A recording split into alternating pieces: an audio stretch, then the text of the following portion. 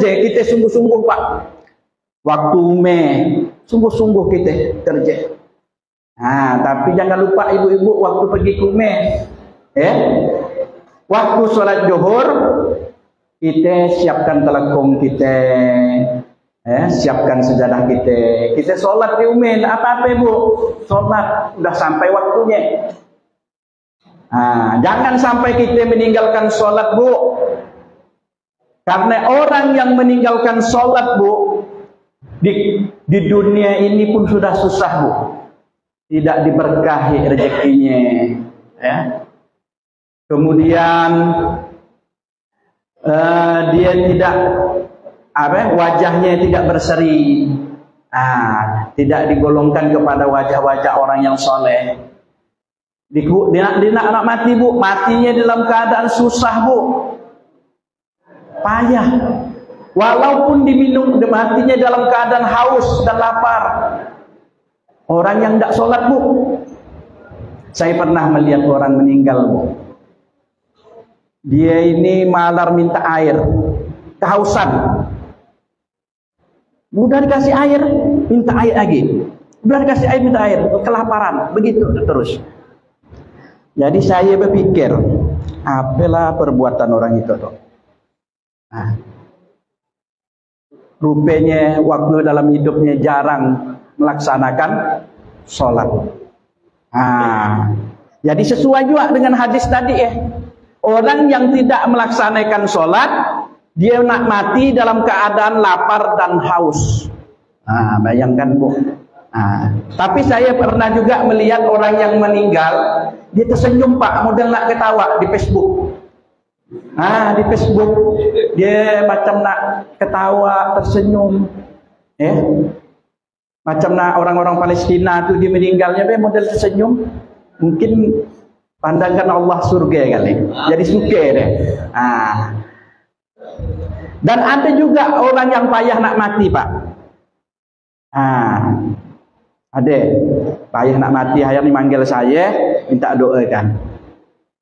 Saya doakan, saya mandikan betul-betul, saya bersihkan. 15 menit setelah itu meninggal dunia. Ini Pak. Jadi bapak-bapak, ibu-ibu hadirin yang dimuliakan Allah, janganlah kita meninggalkan sholat. Sholat ini adalah amal yang pertama diperiksa oleh Allah di alam barzakh, di alam kubur nanti. Di dalam kubur bu, orang yang tidak sholat ini lebih siksa lagi bu. Dimasukkan ular namanya Sujaul Akro, matanya berapi-rapi, kukunya dari besi, macam nak ular nage. Kemudian dihimpit kuburnya sehingga tulang rusuknya bersilangan. Ini bukan kata saya bu, kata hadis Nabi. Kalau mula hadis Nabi, mula juga saya. Jadi kalau hadis Nabi itu memang benar bu. Maka kita hidup di dunia ini betul-betul lah bu, jaga-jaga sholat kita. Walaupun kita di rumah sendirian tidak apa-apa sholat. Bapak-bapak juga kita sama-sama bersolat berjamaah di masjid ini. Karena sholat berjamaah afdalu min sholatin fardhi bi 27 derajat. Sholat berjamaah itu lebih baik daripada sholat sendirian dengan 27 derajat. Kita melangkah aja Pak dari rumah kita, kalau kita ngambil uduk udah diberi pahala, digugurkan dosa kita. Apalagi kita udah datang ke masjid nih Pak. Secara zohirnya, secara tampaknya kita di masjid nih, kita udah dapat sakinah Pak. Apa ya sakinah? Ketenangan jiwa. Tenang tak Bapak di dalam masjid nih? Nyaman, tenang, damai. Iyalah namanya sakinah bu. Kedua, kita dapat bersilaturahmi dengan kawan-kawan kita.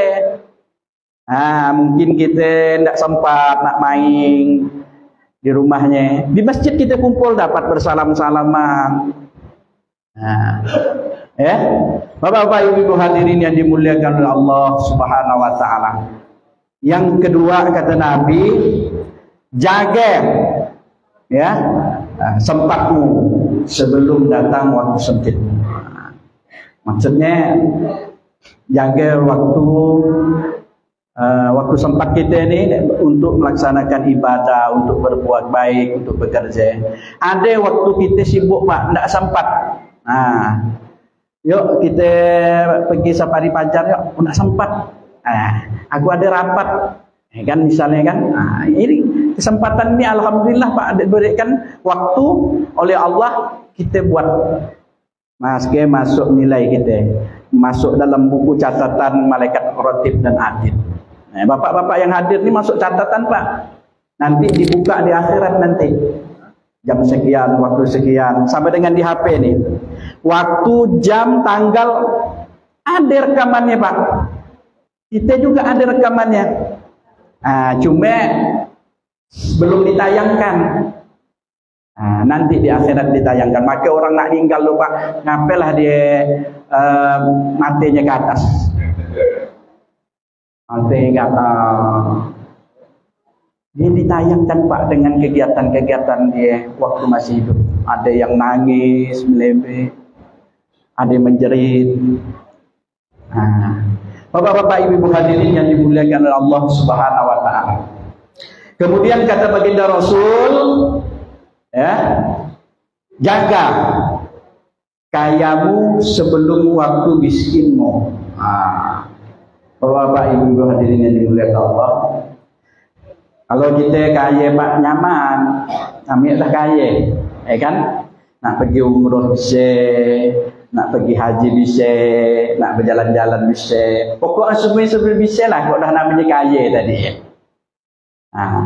Pantas kalau dalam serakalan malah disebut alai kaya, kan? Alai kaya, bukan alai miskin. Bapak-bapak, ibu-ibu hadirin yang dimuliakan oleh Allah Subhanahu wa taala. Jaga Pak waktu kaya kita.